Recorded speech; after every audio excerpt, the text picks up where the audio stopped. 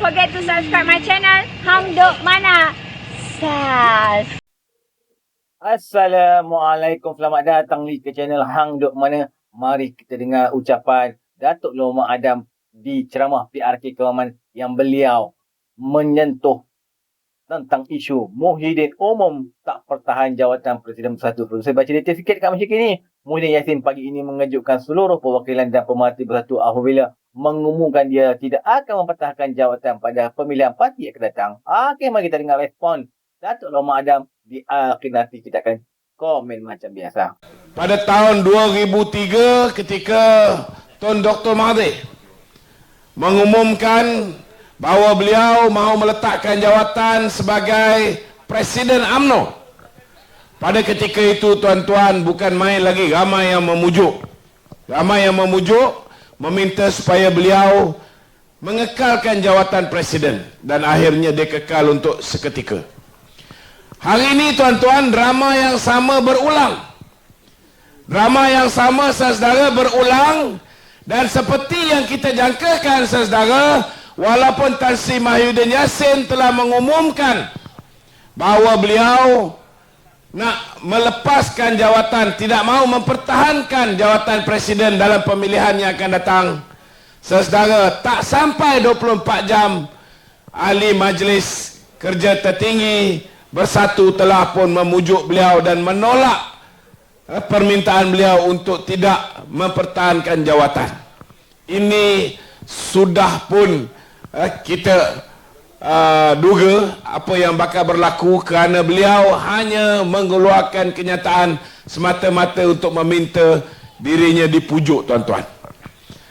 Hari ini, saudara, Pakatan Pembangkang sudah berpecah belah. Kita lihat jawatan Presiden ni pun, saudara, yang menyebabkan Muhyiddin hari ini rasa kecil hati kerana kawan-kawan dia dalam PAS sudah tidak menghormati dia. Hari ini juga menyebabkan Muhyiddin kecil hati kerana kawan-kawan dia macam Azmin dan juga Hamzah Zainuddin sudah tak sabar-sabar nak menggantikan beliau kerana hari ini mereka nampak Muhyiddin Yassin sudah menjadi sebagai biawak hidup, tuan-tuan. Tidak membantu, tidak menyumbang, tetapi boleh menyumbang kepada kerosakan parti. Hari ini, tuan-tuan, diletakkan seorang calon daripada PAS yang sudah pun menjadi menteri besar. Ura-ura yang diwawarkan di bawah kononnya bahawa manusia ini, saudara, menteri besar daripada PAS ini, kalau diberi peluang menjadi ahli parlimen, beliau akan diangkat menjadi timbalan Perdana Menteri. Cita-cita cukup tinggi, tuan-tuan. Saya nak beritahu saudara, baik Muhyiddin baik, baik Samsuri baik, begitu juga dengan Haji Hadi baik. Mereka ini hanya bermimpi di siang hari kerana kerajaan hari ini, kerajaan perpaduan, akan kekal sehingga pilihan raya umum yang ke-16, insyaAllah, saudara. Haji Hadi sebelum ini mengatakan macam-macam pada kita. Dia kata kita kerengga lah, kan?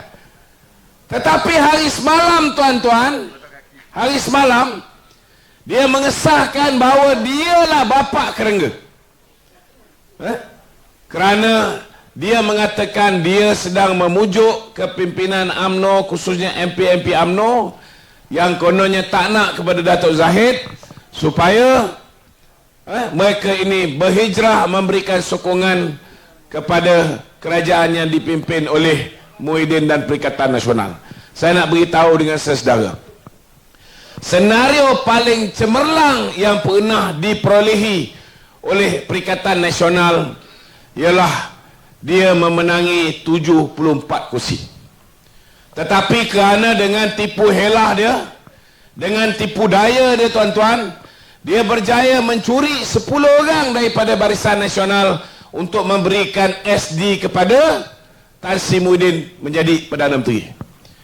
Dia akal kawan-kawan kita GPS di Sarawak, kononnya BN dah bersetuju nak sokong Muhyiddin.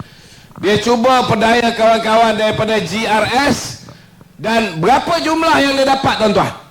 jumlah yang dia dapat, saudara, dia hanya memperolehi, tuan-tuan, 115 orang untuk mengangkat Muhyiddin menjadi Perdana Menteri. Saya nak beritahu tuan-tuan, nasib kita baik, kita ada akta anti lompat parti. Kita beritahu dengan 10 orang kawan kita ni, sedar tak? Bila kamu nak jadi calon, kamu dah isi borang, aku janji, dah berjanji bahawa kamu takkan bagi SD pada orang lain dan tak pernah bagi SD pada orang lain.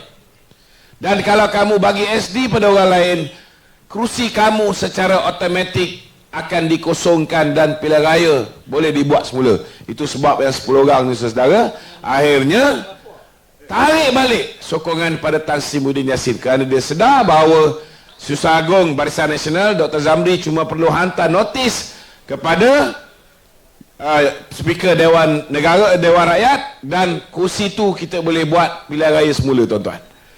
Itu sebabnya, saudara, Muhyiddin tak dapat jadi Perdana Menteri kerana sudah wujudnya aku janji, dan dalam masa yang sama dia bawa akta anti lompat parti, tuan-tuan. Keputusan itu, saudara, perlu dilakukan secara en blok. Maknanya, saudara, ketua parti yang telah pun menerima aku janji, dia akan berunding dengan parti mana kita nak membentuk kerajaan, dan dia juga boleh membuat keputusan dengan siapa kita nak bentuk kerajaan dan siapa nak kita angkat menjadi Perdana Menteri. Maknanya, saudara, hari ini Haji Hadi tak boleh terima kerana dia masih lagi, tuan-tuan, mengharapkan supaya kerajaan tebuk atap sekali lagi dapat dibuat seperti mana tahun 2020. Dan benda ni takkan berlaku, saudara. 10 orang ni daripada BN ni, saya nak beritahu, alhamdulillah hari ini sudah bersatu hati akan terus bersama dengan kepimpinan Datuk Seri Ahmad Zahid Hamidi. Ini yang perkembangan terkini. Kalaupun ada yang nakal-nakal 2-3 orang ni, tuan-tuan, di selatan tanah air, saya nak beritahu dengan saudara apa yang berlaku.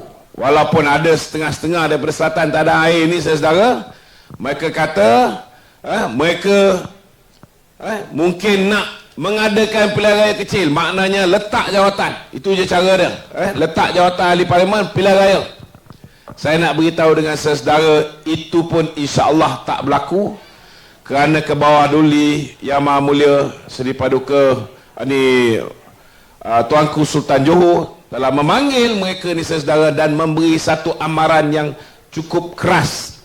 Dan 2 hari yang sudah, ketika hari keputeraan baginda Tuanku Sultan Johor, beliau sekali lagi mengulas tentang virus yang bahaya ni. Dia rujuk belah sana, lihat, tuan-tuan, yang gila kuasa nak pegang jawatan. Dan tak lama lagi, saudara, 31 Januari ini, insya-Allah, saudara, insya-Allah, saudara, kita akan ada yang di Pertuan Agong yang baru. Dan yang di Pertuan Agong yang baru ni, saudara, sangat tegas soal kestabilan negara, sangat tegas tentang soal ekonomi rakyat, sangat tegas tentang soal ekonomi negara. Beliau tidak sesekali akan membenarkan kerajaan tebuk atap wujud sekali lagi.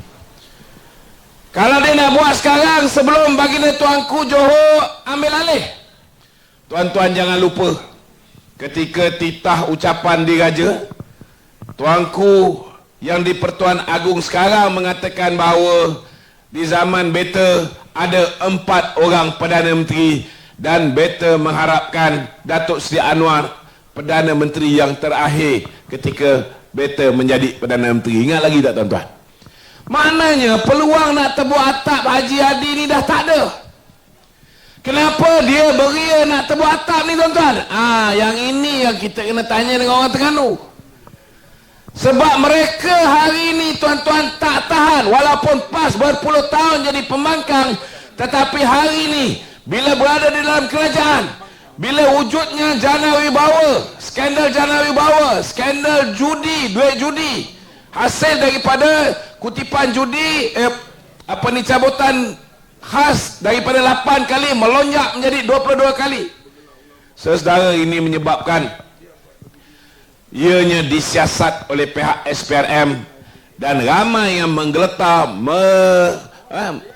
mereka ni takut mereka akan menjadi kluster mahkamah.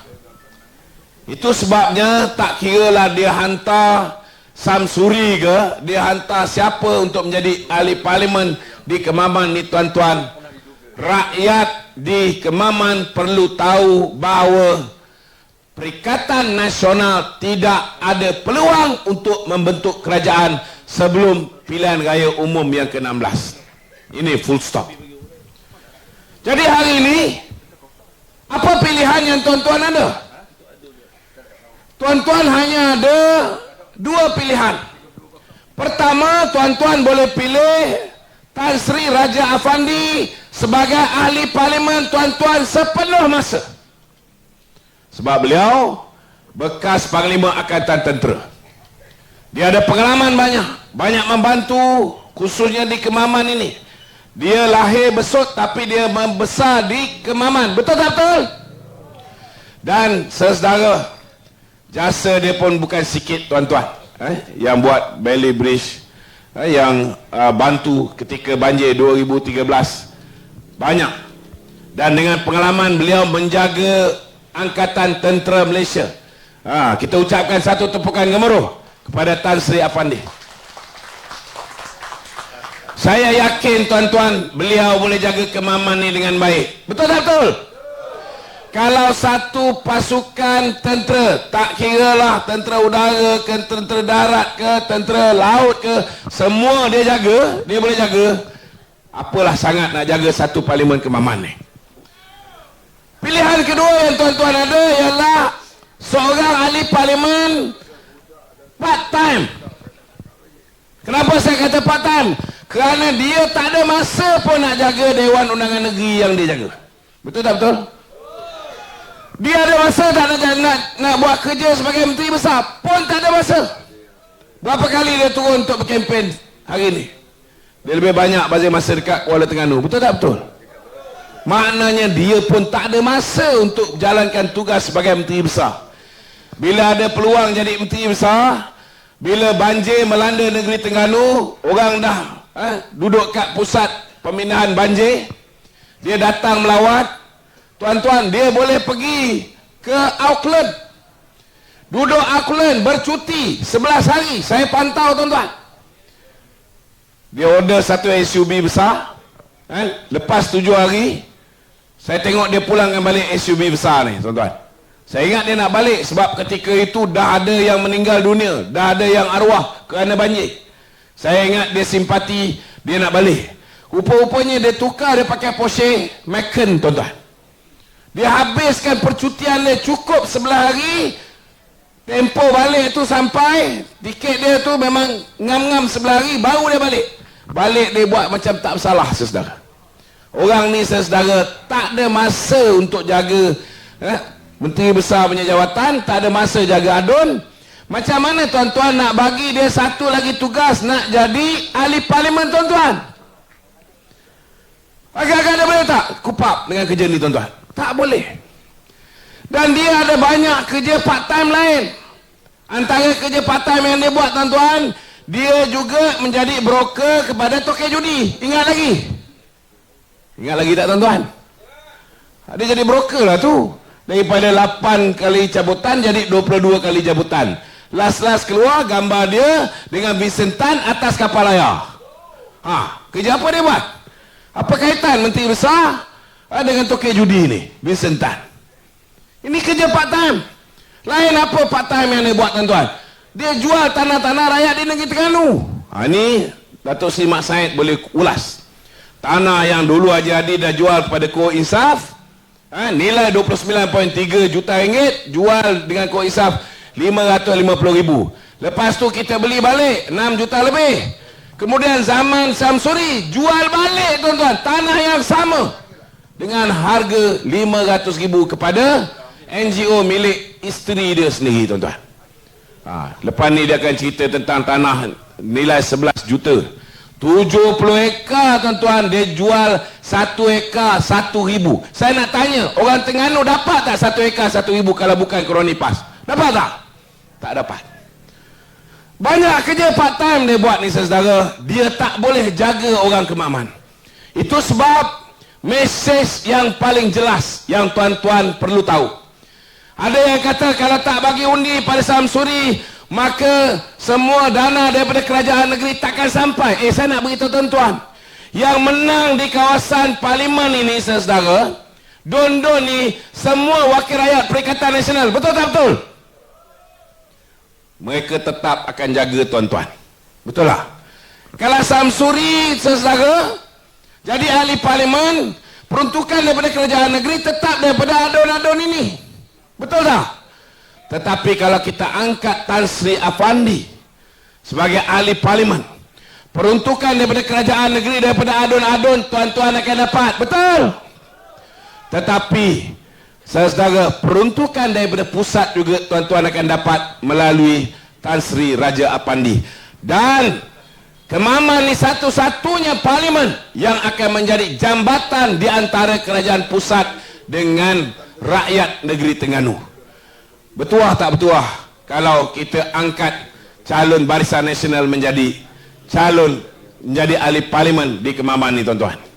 Itu sebab fikir dengan semasak-masaknya, datang 2 hari bulan, pastikan jangan sampai IC kita ni bersepah. Malam tu simpan baik-baik, takut anak kita kidnap. Mana tahu yang balik daripada Kuala Lumpur ni, yang selalu termakan hasutan Sanusi dan sebagainya, simpan IC kita baik-baik. Pagi-pagi turun ke pusat pembuangan undi, pastikan kita pangkah calon Barisan Nasional. Okey tuan-tuan, saya baca detail sikit lagi kat sini. Kata ahli Parlimen Paguh itu, Perhimpunan Agung kali ini adalah yang terakhir untuk dia berada di pentas utama sebagai Presiden. Menurut Presiden Bersatu itu, keputusan tersebut diambilnya bagi memberi peluang barisan kepimpinan baru mengambil alih parti tersebut. Maka pada hari Jumaat yang mulia dan penuh barakah ini, saya ingin mengumumkan bahawa masa untuk saya mewakilkan kepimpinan parti kepada barisan kepimpinan yang baru telah pun tiba. Untuk itu, saya tidak akan mempertahankan jawatan Presiden dalam pemilihan parti yang akan diadakan sebelum hujung tahun hadapan. Kalau kita tengoklah Muhyiddin ni drama ke tak? Atau saja drama je? Atau lepas ni dia jadi pengurusi pula? Sama je lah ceritanya nanti. Kita mari terus menyokong kajian Perdana Pihak Ibrahim. Assalamualaikum.